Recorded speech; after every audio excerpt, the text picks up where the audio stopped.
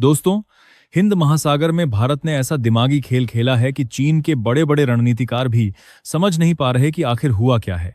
Dragon को लगा कि वह हमेशा की तरह भारत की मिसाइलों की जासूसी कर लेगा, लेकिन इस बार भारत ने वही चाल उसके खिलाफ इस्तेमाल कर दी और चीन लाखों डॉलर का नुकसान उठाकर खाली हाथ लौट गया। दोस्तों, वीडियो शुरू करने से पहले आप सभी से एक ही गुजारिश है।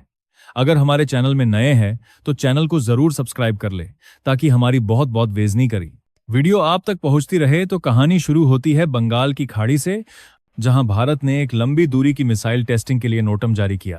तारीखें भी बिल्कुल ऐसी थीं कि चीन को यकीन हो गया कि यह भारत की के 4 जैसी खतरनाक SLBM मिसाइल का टेस्ट होने वाला है। बस फिर क्या था, चीन ने तुरंत अपने जासूसी के साथ हो गया कि यह भारत की पता चली गई। जो हमारे सालकार को हमारे कोई भारत करेगी, मिसाइल का हमारे साथ हो गया कि यह भारत के लिए करताना परवार है। जहाजों का बेड़ा भारत की ओर रवाना कर दिया। शियान 6, शेनहाई, लानहाई 200 जैसे हाईटेक सर्विलांस वेसल बिजली की रफ्तार से बंगाल की खाड़ी की तरफ बढ़ने लगे, ताकि वे मिसाइल की ट्रैजेक्टरी और टेलीमेट्री डेटा पकड़ सकें। लेकिन चीन को पता नहीं था कि भारत ने यह पूरा खेल पहले से सोच समझकर सेट किया था। जैसे ही चीनी जहाज हजारों किलोमीटर सफर करके पोजीशन पर पहुंचने वाले थे, भारत ने अचानक नोटम रद्द कर दिया। चीन के जहाजों ने भारी मात्रा में ईंधन जला दिया, मेंटेनेंस पर पैसा बहा दिया और आखिर में मिला कुछ भी नहीं। बिना कोई मिसाइल लॉन्च हुए ही चीन को करोड़ों का चूना लग गया। चीन के ये जहाज कोई साधारण जहाज नहीं होते।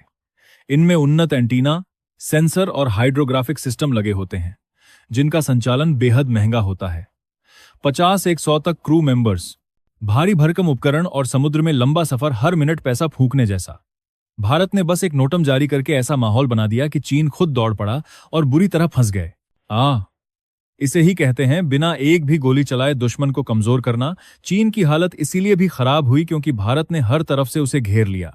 जासूसी जहाज जैसे ही हिंद महासागर में दाखिल हुए, भारतीय नौसेना ने तुरंत अपने P-8 पोसाइडन एयरक्राफ्ट और स्वदेशी सैटेलाइट्स को उनके पीछे लगा दिया। आसमान से लेकर समुद्र तक हर हरकत पर नजर रखी गई। चीन को यह भी समझ नहीं आया कि उसे असल में कोई टेस्ट देखने मिलेगा भी या नहीं। इस पूरे खेल में एक और दिलचस्प हिस्सा था, भारत का कूटनीतिक दांव। भारत ने श्रीलंका और मॉरिशस जैसे देशों पर दबाव बनाकर चीनी जहाजों की पोर्ट एक्सेस सीमित करवा दी। इससे चीन के लिए ईंधन और सप्लाई लेना मुश्किल हो गया। उनका आधा समय लॉजिस्टिक्स में निकल गया और आधा समय यह सोचने में कि भारत अगला कदम क्या उठाएगा। चीन को सबसे बड़ा डर इसलिए था क्योंकि उसे लगा कि भारत के 4 और अन्य SLBM मिसाइलों का टेस्ट करेगा। ये मिसाइल भारत की सेकंड स्ट्राइक कैपेबिलिटी की रीढ़ मानी जाती हैं। अगर चीन को इनके लॉन्च सिग्नेचर, आवाजें या ट्रैजेक्टरी डेटा मिल जाता, तो वह भविष्य के युद्ध में भारत की पनडुब्बियों को ट्रैक करने की कोशिश कर सकता था। लेकिन भारत ने उसकी इस उम्मीद पर ताला लगा दिया। भारत ने सिर्फ नोटम रद्द नहीं किया, बल्कि अगली बार फिर से नया एरिया चुनकर टेस्ट की तारीखें बदलीं। मतलब जब चीन थककर लौटने वाला था, तभी भारत ने असली कदम उठा लिया। पूरा खेल ही बदल गया। चीन अब यह सोचने पर मजबूर है कि हर नोटम असली है या धोखा। दुनिया के रक्षा विशेषज्ञ इस रणनीति को अब भारतीय चालाकी का मास्टर क्लास कह रहे हैं। दुश्मन को लालच दो, उसे दौड़ाओ, उसकी जेब खाली करवाओ और अंत में उसे कुछ भी हासिल ना होने दो। चीन के जासूसी जहाजों का आकार बड़ा है, लेकिन भारत की बुद्धि उससे कहीं बड़ी निकली। भारत ने हमेशा की तरह चाणक्य नीति अपनाकर साबित कर दिया कि युद्ध सिर्फ हथियारों से नहीं, बल्कि दिमाग से जीता जाता है। चीन जो खुद को सुन तजू की रणनीतियों का गुरु समझता है, उसे भारत ने उन्हीं के मैदान में हराकर दिखा दिया कि हिंद महासागर हमारा क्षेत्र है और यहां कोई बिना अनुमति मनमानी नहीं कर सकता। इस पूरे ऑपरेशन ने भारत के वैज्ञानिकों, नौसेना अधिकारियों और रणनीतिक योजनाकारों की प्रतिभा को फिर से साबित कर दिया है। भारत की मिसाइल तकनीक, पनडुब्बी क्षमता और ऑपरेशनल सीक्रेसी अब वैश्विक स्तर पर एक नई पहचान बना रही है। दुश्मन चाहे जितनी कोशिश करे, भारत अब उसकी हर चाल को कई कदम पहले भांप लेता है। भारत ने दिखा दिया है कि नया भारत सिर्फ रक्षा नहीं करता, आक्रामक सोच रखता है, चाल चलता है, जाल बिछाता है और दुश्मन को उसी जाल में फंसा देता है। चीन और पाकिस्तान को अब अच्छी तरह समझ जाना चाहिए कि भारत की मिसाइलें और भारतीय सेना की बुद्धिमत्ता दुनिया के किसी भी देश से कम नहीं है। भारत की यह रणनीति सिर्फ एक टेस्ट बचाने के लिए नहीं थी, बल्कि यह भविष्य के युद्ध की तैयारी का एक हिस्सा है। के-4 मिसाइल का डाटा सुरक्षित रखना भारत की राष्ट्रीय सुरक्षा के लिए सर्वोच्च प्राथमिकता है। क्योंकि यह मिसाइल भारत की परमाणु त्रिकोण यानी कि न्यूक्लियर ट्रायड का सबसे महत्वपूर्ण स्तंभ है।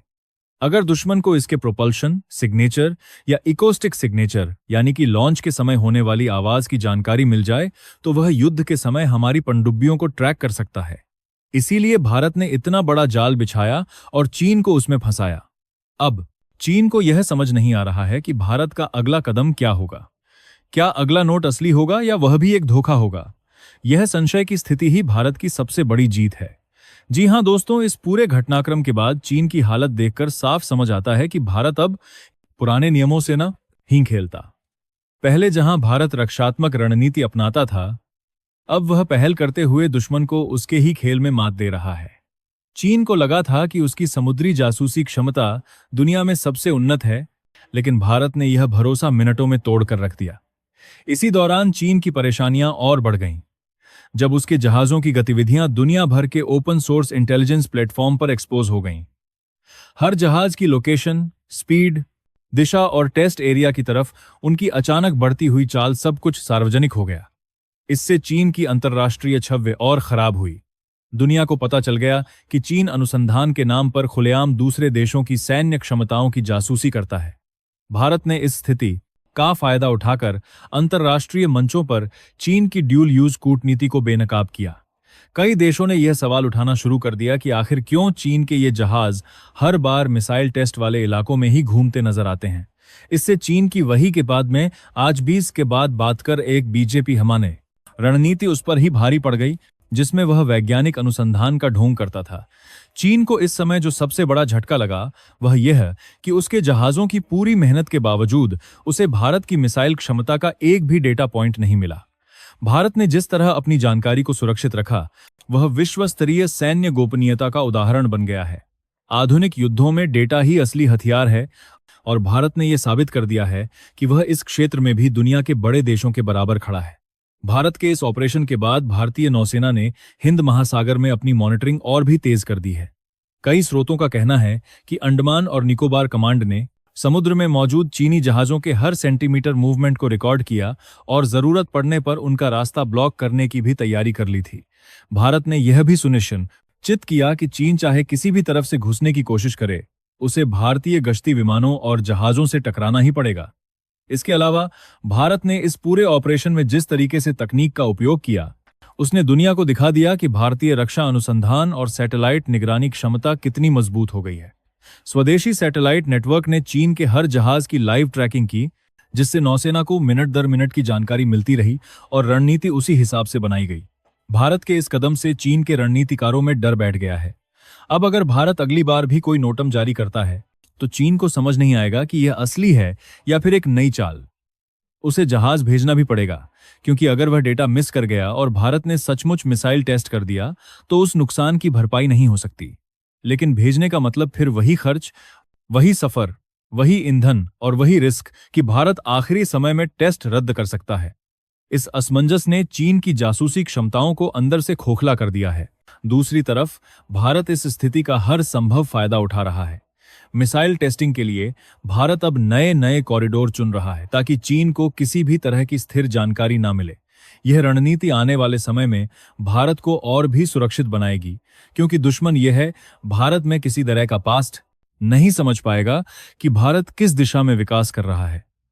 भारत ने यह भी संदेश दे दिया है कि अगर कोई हमारे खिलाफ षड्यंत्र करेगा तो हम उसे उसी के खेल में हराएंगे। अब चीन को यह समझना होगा कि हिंद महासागर में भारत के खिलाफ कोई भी गलत कदम उसे भारी पड़ सकता है। यह इलाका भारत की रणनीतिक गहराई है और यहां कदम रखने से पहले हर देश को सोचना पड़ेगा। दोस्तों, भारत की यह चतुराई, उसकी दूरदर्शी सोच और दुश्मन को मानसिक व आर्थिक रूप से कमजोर करने की क्षमता आने वाले वर्षों में हमारे देश की सुरक्षा को मजबूत से मजबूत बनाती जाएगी।